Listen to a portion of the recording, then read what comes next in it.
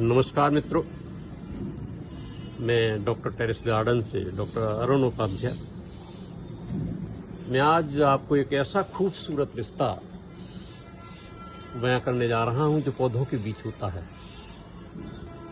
मेरे इस पूरे गार्डन में एक ऐसा परिवार है जो बहुत ही मिलजुल के रहता है, खुश मिजाज रहता है, प्रसन्न रहता है, और उसने एक बस्ती सी बना रखी है, अलग अलग सेक्टर्स में है।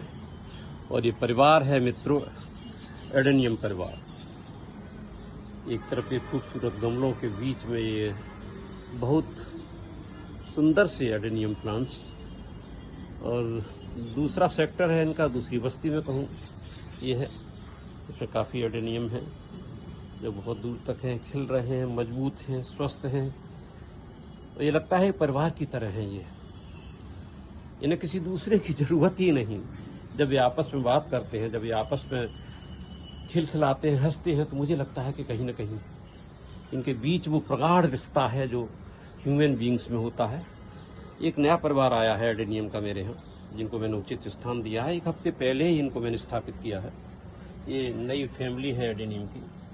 1 हफ्ते पहले मैंने इनको लगाया तो इसमें से लीव्स भी निकल रही हैं। मुझे लगता है कि ये इस परिसर में आकर के बहुत खुश हैं।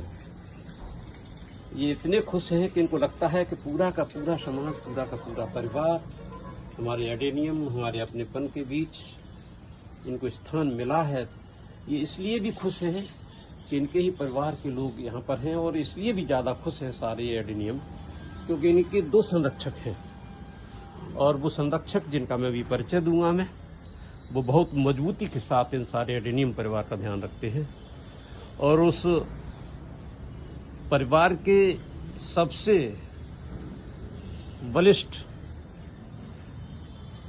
एकदम मजबूत, जिनके कंधे, जिनके शरीर, जिनकी भुजाएं एकदम ऐसे हैं जैसे कोई परिवार का संरक्षक हो, जैसे परिवार का एक पिता की तरह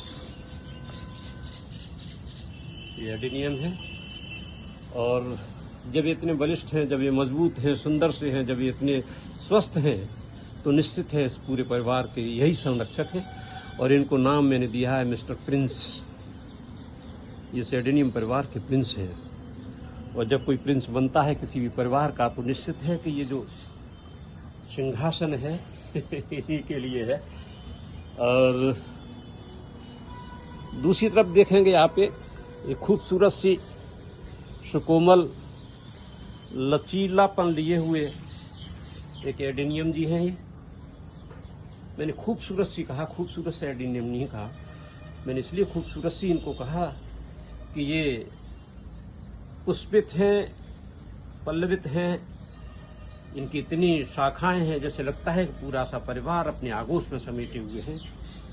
और ये हमारे जो हेड ऑफ द एडेनियम है, उसके ठीक बाम अंग में ये एडेनियम बैठी हुई हैं। इनको यहाँ स्थापित किया गया है।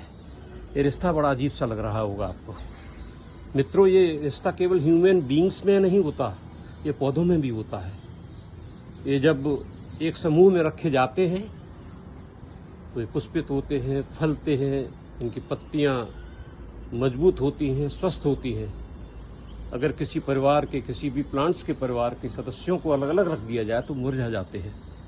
मैंने भी यही गौर किया, मैंने बड़ा गौर से देखा। मैं इनको कम से कम ये 1 साल से इनको देख रहा हूँ कि जब जब मैंने इन दोनों प्लांट्स को अलग अलग रखा है, तब तब इन्होंने ये मुरझा गए हैं, इन पे फूल आना बंद हो गए, पत्तियां इनकी सिकुड़ सी जाती थी, लगता था ये बीमार से हैं, लगता था ये रुग्ण हैं। ऐसी ही स्थिति इन प्रिंस महाराज की हो जाती थी।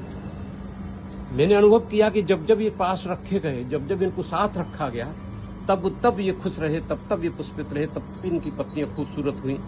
और ये आज देखिए कि मैं इन दोनों एडेनियम के पेड़ों को कभी अलग नहीं करता, और इनको इस बगिया में एक विशेष स्थान देता हूँ जिससे खुश रहते हैं। वो लगता है कि बीच में बैठ करके इस एडेनियम परिवार की देखभाल करती हूँ। जब इतना खूबसूरत रिश्ता, इतना प्रगाढ़ रिश्ता पौधों में हो सकता है, तो हम में क्यों नहीं।